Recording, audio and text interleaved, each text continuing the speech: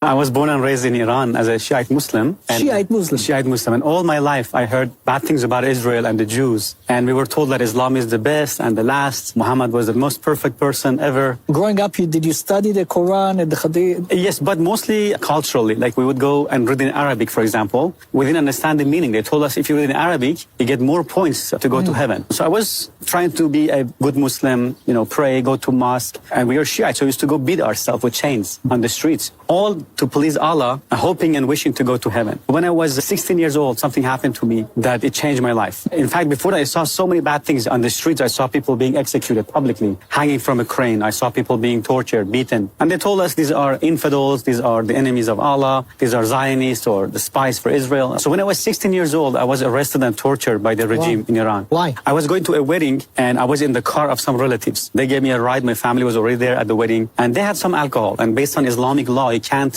even have or possess or make or buy or sell or drink alcohol. And they had some, and my only crime was I was in the car. And there's an Islamic checkpoint. They pulled the car over and they began to smell the alcohol. They asked us to come out. They put us in a bus. And the bus got filled so fast because they arrested so many people for different reasons. And they took us to a confinement, to a jail, and then they took all our clothes off, bare naked. And they started pouring cold water on us and whipping us with this big, thick electric cable. Then they threw us into a room, a small room, and we were choking, no food. And all that because you were sitting in a car? Sitting in the car. That somebody had alcohol in it. Exactly. And I was 16. I didn't drink alcohol. I didn't do anything wrong. And I saw the cruelty of these people. I began to say, what kind of religion is this? What kind of justice is this? And my mother said, no, Islam is good. These people make it look bad. I said, okay. Then I began to do my own research. I began to read the Quran, the Hadith, and I saw, wow, so much evil in the Quran. Muhammad killed people. I saw Muhammad beheaded people, cut people's hand off. It says not to be friends with Jews and Christians, Surah 551. In Surah 929, Muhammad said, kill those who don't believe in Allah, His messenger, and in the religion of truth, which is supposedly Islam. Kill them unless they pay jizya, blood money. In Surah 928, he cursed the Jews and Christians. In Surah Muhammad verse 4, it says, behead the infidels wherever you find them. So when I saw these things, I saw, wow, this could not be from God. So I lost my faith in Islam completely. So when I was 19 years old, for first time, I heard about Jesus, that Jesus is the Lord and He died for me and He rose from the dead. And I said, no, that's too good to be true.